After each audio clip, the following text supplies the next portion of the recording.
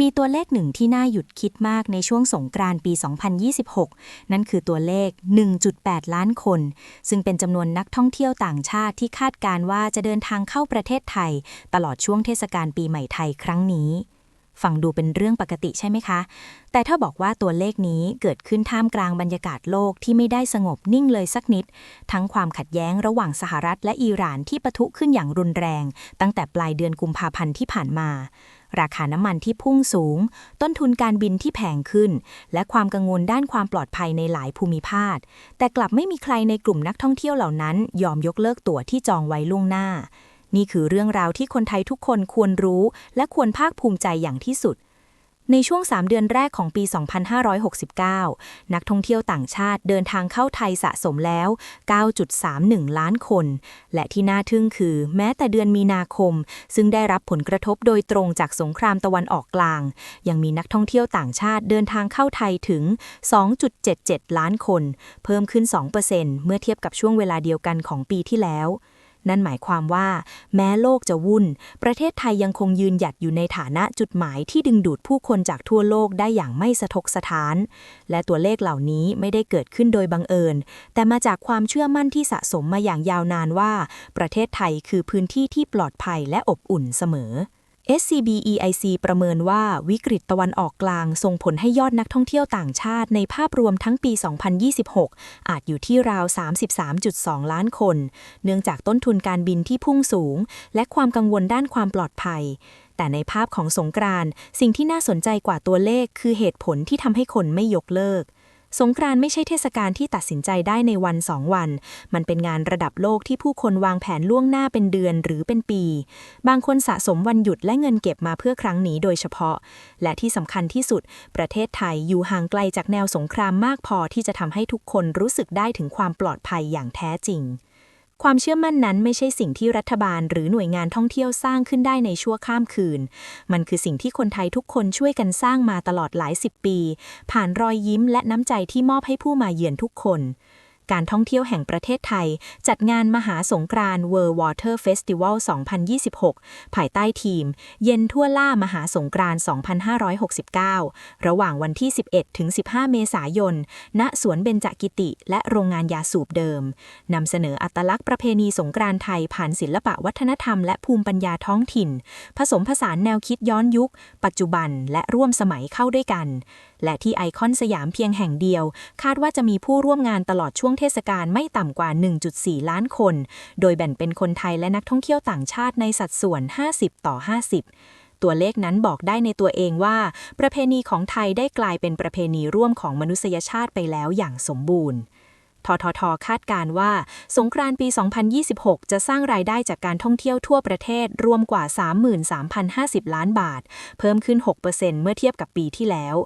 แต่สิ่งที่วัดไม่ได้ในตัวเลขใดเลยคือความรู้สึกของนักท่องเที่ยวทุกคนที่ยืนอยู่กลางสายน้ำแล้วรู้สึกว่าโลกใบนี้ยังมีพื้นที่แห่งความสุขอยู่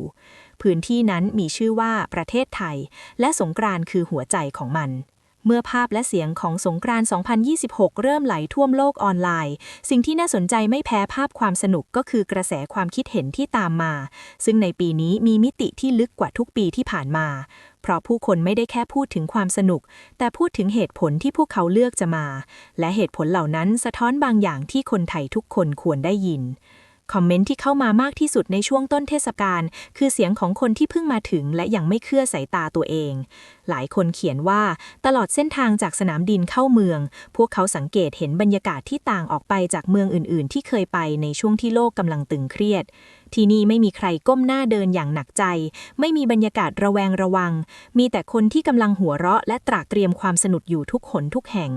คนหนึ่งเขียนว่านี่คือครั้งแรกในรอบหลายเดือนที่เขาหายใจได้เต็มปอดจริงๆและรู้สึกว่าโลกยังมีดีอยู่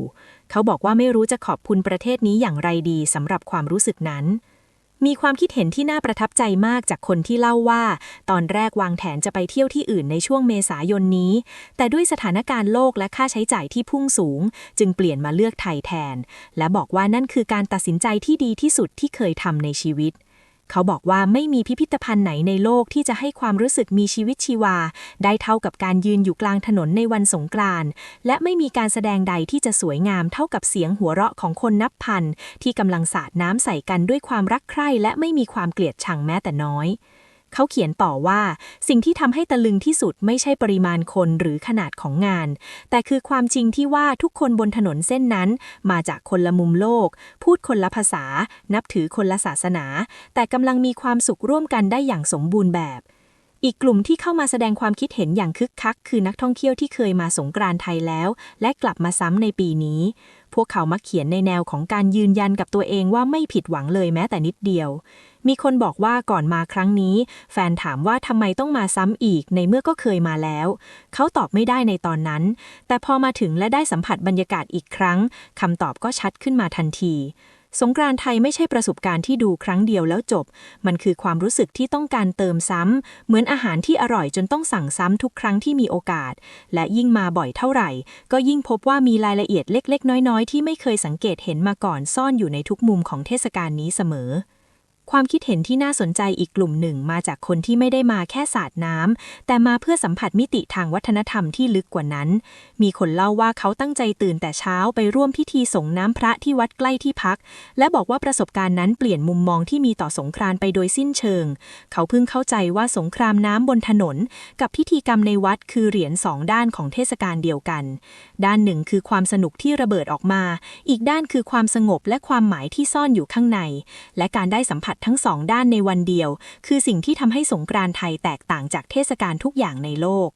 มีคนอีกคนเสริมในทิศทางเดียวกันว่าเขาไม่เคยคิดว่าตัวเองจะร้องไห้ในงานสาดน้ำแต่พอได้เห็นผู้สูงอายุนั่งรับน้ำจากลูกหลานด้วยรอยยิ้มที่เปี่ยมด้วยความสุขเขาก็รู้สึกถึงบางอย่างที่ลึกมากจนอธิบายไม่ได้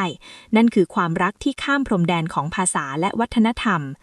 แต่เสียงที่เต็มไปด้วยความเสียดายที่สุดในกระแสคอมเมนต์ปีนี้กลับมาจากกลุ่มคนที่มาไม่ได้ซึ่งมีจำนวนไม่น้อยเลยทีเดียวส่วนหนึ่งเป็นเพราะค่าตั๋วที่พุ่งสูงตามราคาน้ำมันโลกส่วนหนึ่งเป็นเพราะเศรษฐกิจในประเทศของตัวเองที่ยังไม่ฟื้นดีนักพวกเขาเขียนด้วยน้ำเสียงที่ผสมระหว่างความเสียใจและความตั้งใจ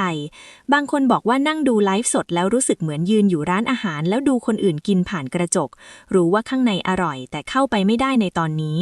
บางคนบอกตรงๆว่านี่คือแรงจูงใจที่ทำให้ตัวเองลุกขึ้นมาทำงานหนักขึ้นในปีนี้เพราะปีหน้าจะไม่ยอมพลาดอีกเลยไม่ว่าจะเกิดอะไรขึ้นในโลกก็ตาม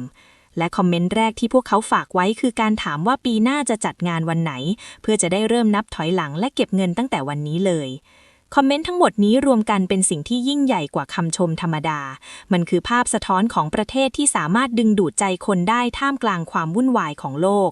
ในยุคที่ผู้คนระมัดระวังการเดินทางมากขึ้นไทยกลับกลายเป็นจุดหมายที่ไม่มีใครยอมตัดออกจากลิสต์และสงกรานต์คือเหตุผลที่ทรงพลังที่สุดที่อยู่เบื้องหลังการตัดสินใจเสียงจากโลกออนไลน์ปี 2026 จึงไม่ใช่แค่คอมเมนต์ใต้คลิปแต่คือการลงคะแนนเสียงของโลกที่บอกว่าประเทศไทยยังคงเป็นและจะยังคงเป็นบ้านที่ทุกคนอยากกลับมาหาเสมอไม่ว่าโลกข้างนอกจะวุ่นวายหนักแค่ไหนก็ตาม